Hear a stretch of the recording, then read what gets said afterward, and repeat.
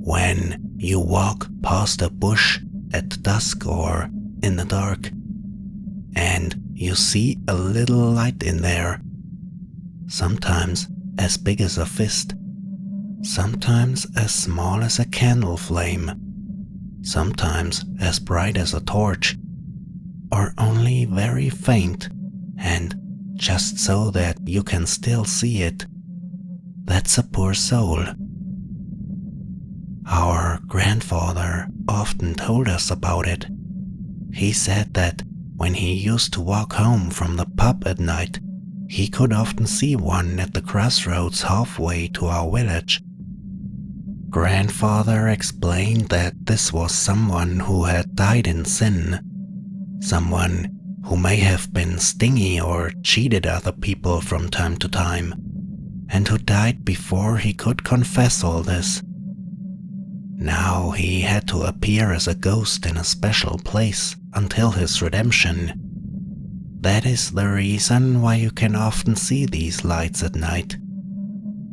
Those lights, which are not evil, would light the way for passers-by. Anyone who thanked them with a "bless you" could redeem this poor soul. But there are also evil lights, he said. Lights that can't help but lead people astray. They lead you to a ravine then, or into the moor. We were always scared back then when grandfather told us something like that. But Martin, our farmhand, always thought he had to prove his courage to everyone, and once said that he wanted to take a closer look. He wanted to see such a light for himself to believe it. So one night he went to one of the places grandfather had described. And sure enough, there was a little light waiting for him in the undergrowth. Now he wanted to know whether it was one that would show him the right way, or whether it was one of the malicious lights that wanted to lead him astray. So he waited until the small flame floated out of the bush, and then, when it lit up the path ahead, he went after it. The poor soul accompanied him all the way to our farm, and made a light for him so that he wouldn't stumble in the dark. But when he arrived at the fence of our farm, he thought to himself, if it is really a sinner who is behind this light, then it serves him right that he has to wander around a little longer. Then he won't get his salvation from me. So he allowed himself to be accompanied to the door, and then, when the light came to a standstill next to the door, he simply walked past it and shouted, "Now get out of here. Make sure you get back into the undergrowth where you belong." He then went into the living room and grinned. I really smeared that thing out, he thought to himself. I've put it in just the way that serves it right. He took off his jacket and hung it on the hook, went up the stairs and wanted to enter his chamber. But when he reached the bottom of the stairs, he saw a faint glow of light coming from under his chamber door. He thought to himself, I won't have left a candle burning, will I? When he opened the door and went inside, he saw this light hovering in the middle of his small chamber again. It hung calmly in the air in front of him and shone at him. "Will you make sure you get out of here?" he shouted at it. "To hell with you! Did you hear me? To hell with you!" The light began to flicker.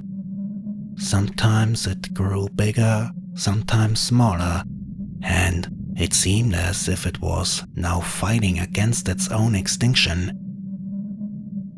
Martin wished it to hell again and again, Then, all of a sudden, as if it was rebelling one last time, the light floated towards him and became very bright.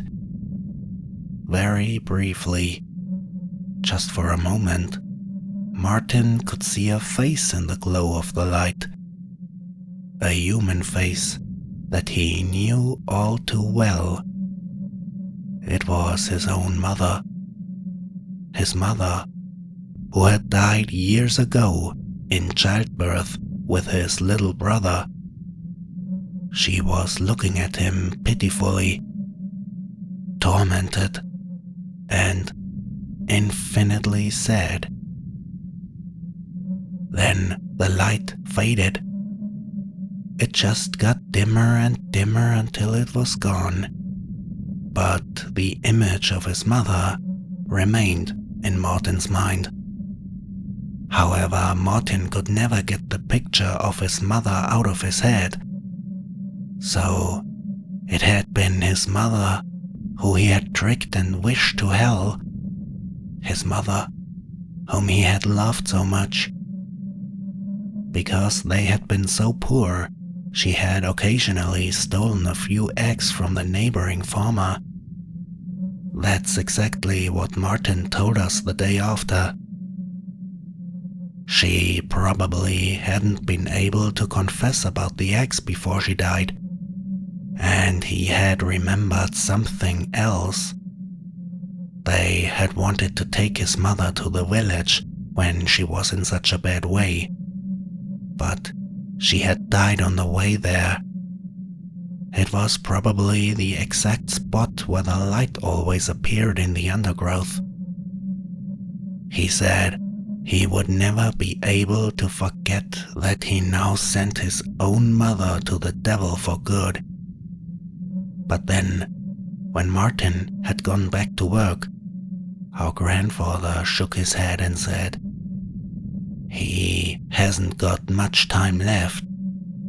Anyone who suffers something so terrible will only live for another 3 days." And indeed, 3 days later, we found Martin hanging from a tree. Right there, on the tree in front of our farm. He had taken his own life at dawn. We hoped that this would be the end of the tragic story, but Grandfather has told us that when he has to go out at night to visit the privy, he now often sees a little light sitting in the tree. It shines very faintly in there and hopes that someone will come along to redeem it.